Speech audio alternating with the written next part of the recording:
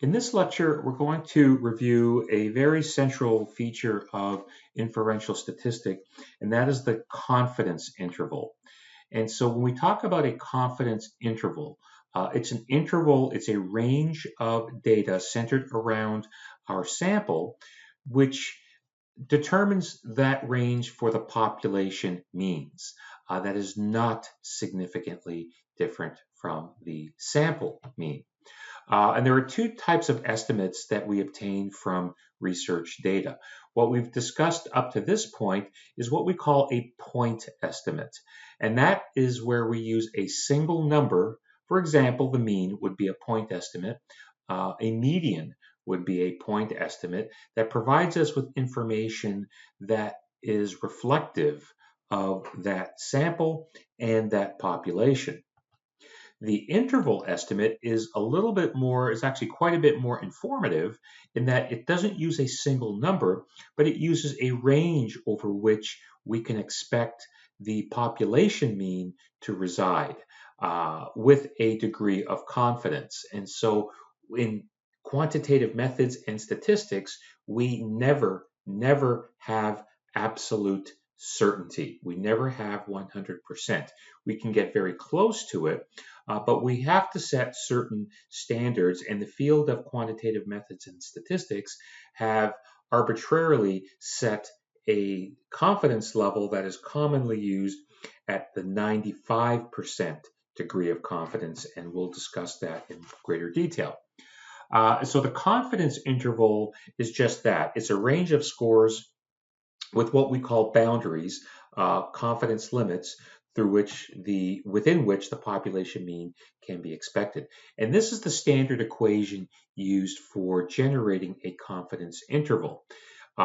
We have to use the sample mean, so X bar, and then we add and subtract around the mean a number that is calculated from a z-score and the standard error of the mean. And recall, we calculated our standard error of the mean as the ratio of the sample standard deviation divided by the square root of the sample size. And so X bar, just to review once again, is our sample mean.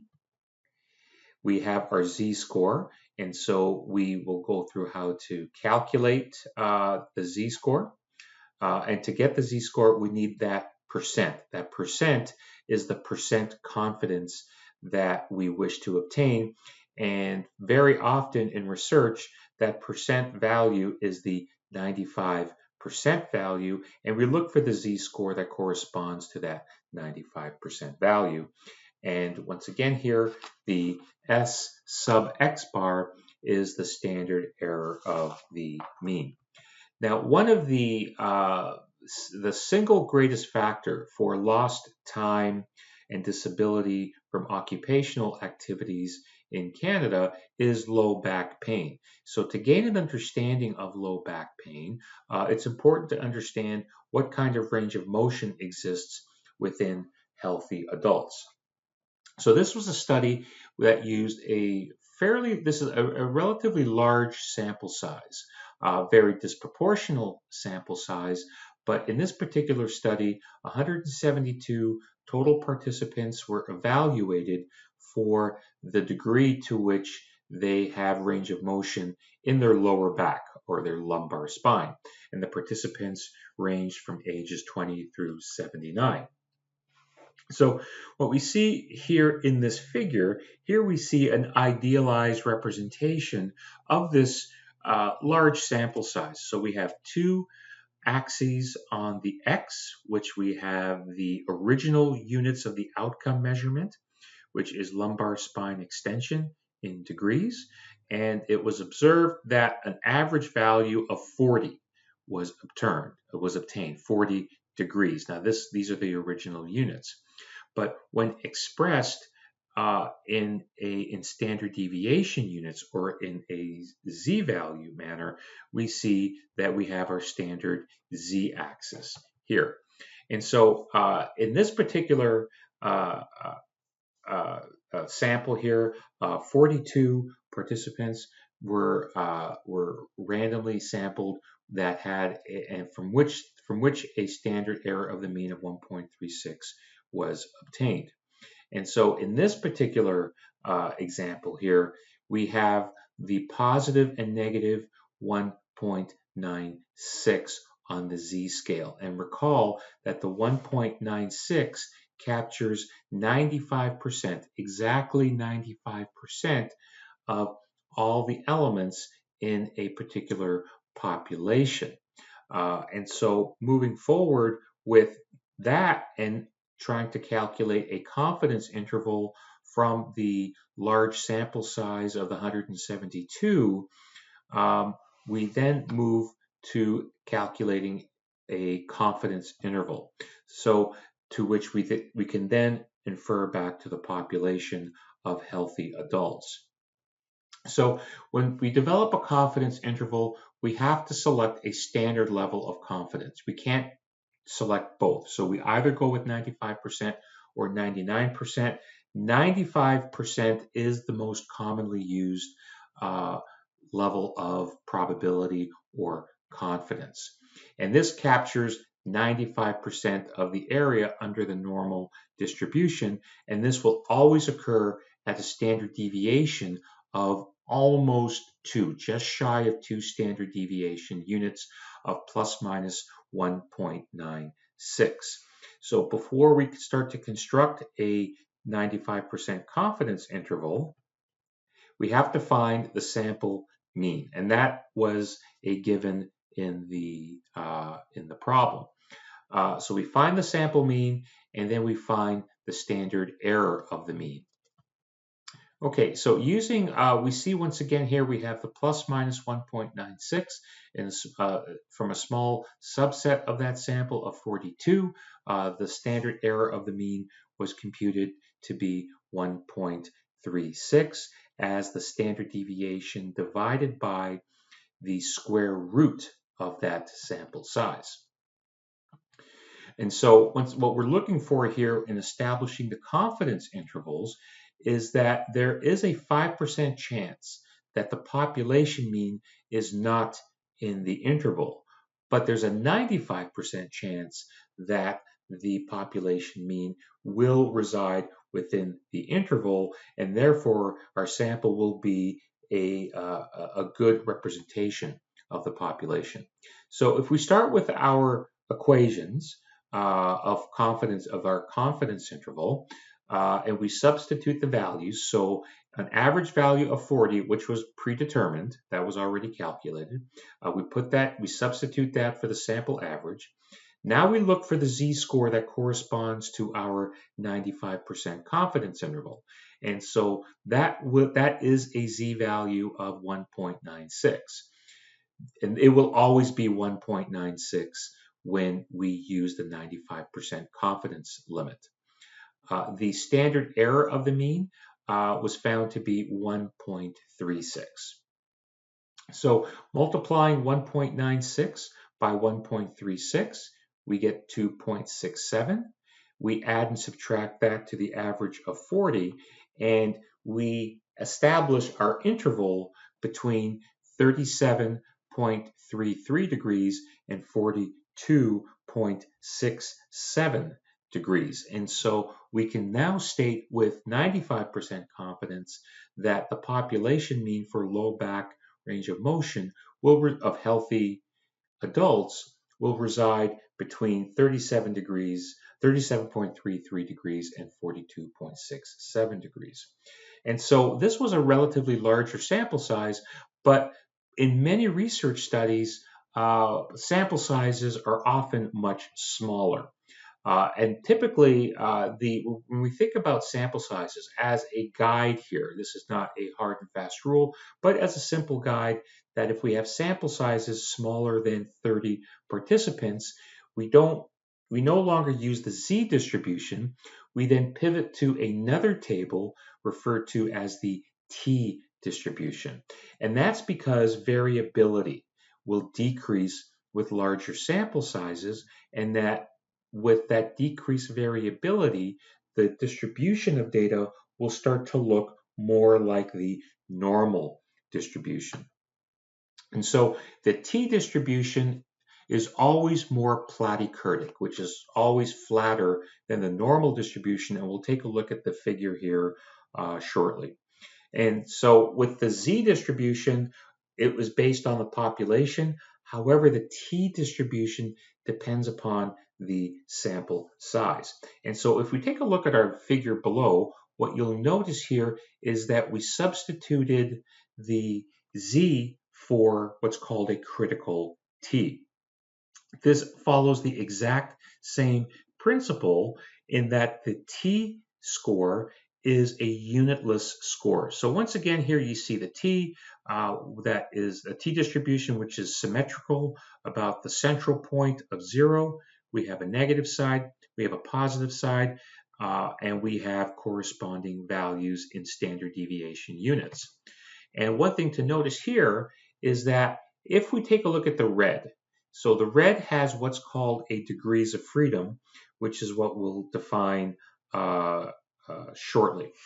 So the degrees of freedom is reflective of the sample size. And so if we have a really small sample size, we see a very flat distribution of scores. If we increase the sample size up to 6, we see that the distribution is less flat. And if the sample size increases up to infinitely large, or the size of a population, we now have the normal distribution. And so if we have a very large sample size, the z-score is certainly appropriate. But if we have smaller sample sizes, we would likely have to pivot to using the t-distribution.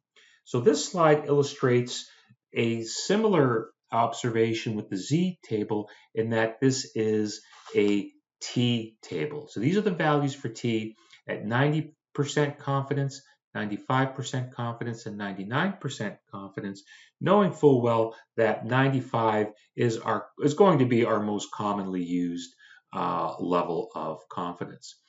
So the degrees of freedom here, we see we have 5, 6, 7, 8, 9, 10, so on and so forth, up to infinity. So as we move from the top down to the bottom, the sample size will start to increase. And so the sample size is basically the degrees of freedom plus 1. So the sample size for a degrees of freedom of 5 is actually a 6. This would actually be a 7. This would actually be an 8, so on and so forth. But as sample size increases, it will increase to the point where it approaches infinity, or theoretically the size of the population in question. And so if we take a look at 90, 95, and 99%, as I indicated, we will most commonly focus on the 95%. But if you take a look at the value here, the t value, this is analogous to the z-score, is that as more and more participants or units become part of the sample, the value of t will get smaller and smaller and smaller, and this is a reflection in a decrease in the variability. So the t value for a 95% confidence interval will sit out at 2.57, but will start moving closer and closer to the average until it gets to the infinity level of 1.96. And if you recall, the value of plus minus 1.96 was what we used for the z-score at the 95% confidence interval. And then if we contrast that with a greater degree of confidence, so instead of saying I want to be 95% confident, I want to be 99% confident, notice that the confidence limits will increase because the t-value will move from 2.57 at a small sample size to 4.032. At the population level, which is equal to a z-score, we would move from 1.96 to 2.576. So this would capture even more of the area under the normal distribution. If we have an infinitely large sample size, but with smaller sample sizes, as variability goes up, we have to move out those limits even further. So if we focus on the same example of lumbar extension range of motion, and we obtain a sample of 44, uh, and from that sample of 44, we have a sample mean of 40 degrees. And we previously calculated, or it was provided to us, that the standard error of the mean is 1.36 degrees. Once again, knowing that this is not a standard deviation measure. Now we want to calculate the 95% confidence interval. So we have the exact same equation that we had previously, except that we don't look up a z-value for 95%. So the z-value at 95% was 1.96. But now, because we have a smaller sample size of 44, we now have to use a t-value, and we use a different table. We use the t-table. And so the question here is, how do we determine t? X bar was given at 40 degrees. The standard error of the mean was given to us at 1.36 degrees. So the only thing left is to find that t number. And so we have to calculate what's called the degrees of freedom. So the degrees of freedom is a value that is determined by the sample size subtract 1. And this is a standard equation every time we use the t distribution. So we then have to look up the t-value in the t-table. And so we start with our calculation. We do degrees of freedom is a sample size of 44, subtract 1, and that's 43. Now we go to that part of the t-table where we start with the degrees of freedom. We see 40, and then it jumps to 60. And so where we want to focus our calculation here is on the 95%. So we start with the equation here. We put 40, we put 1.36. Now we still don't know what this value is, but when we look at the table, we see that there is no value for the degrees of freedom between 40 and 60, but we know it sits somewhere in there. So if it's not provided in the table, how can we get increased accuracy? So we first identify the degrees of freedom column, then we identify the 95% column. We're not asking 90 or 99%. We only focus on 95%. And we see a range of t-values, but we want something in between.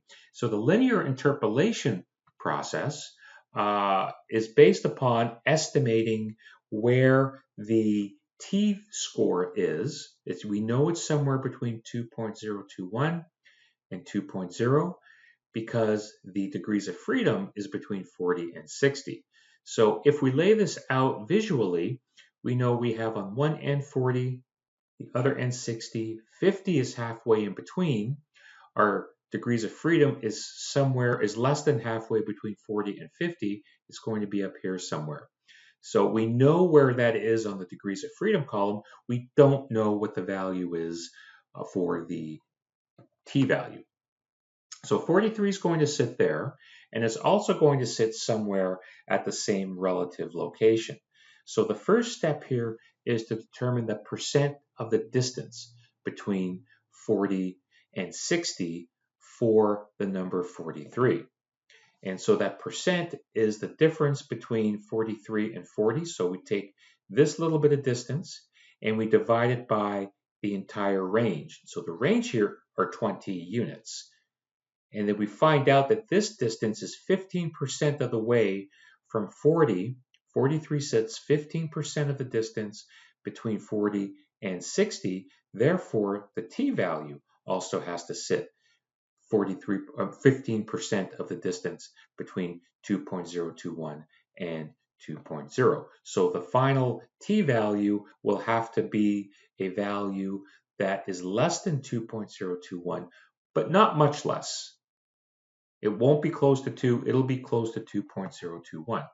So by writing out the ratio of 15% of the t percentage divided by the difference between 2.021 and 2, which is the range, we find that we have a t percentage of 0.32 of 0.032.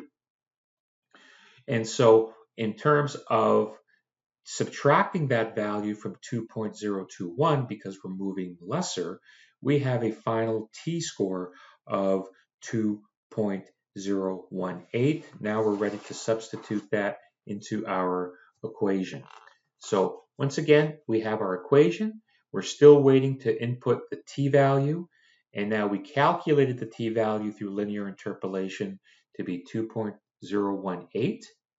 We carry through, we multiply on the right-hand side, we then add and subtract the resulting value of 2.74 to 40, and we have a range between 37.26 degrees and 42.74 degrees for our population, for our sample size of 44. So what if we want a 99% confidence interval? What would we do? Would the average change? No, the average would still be 40 degrees. Would the standard error of the mean change? No, because we still have the 44 sample size. We still have the standard deviation, and we would then calculate that and to obtain the 1.36 degrees. So that wouldn't change. What would change is the t-statistic, because we have to move one column over. But because we want to be even more confident, we have to widen out that interval. So these values, 37.26 for a 99% confidence interval, would be less than 37.26 and greater than 42.74. So this ends this lecture on confidence intervals.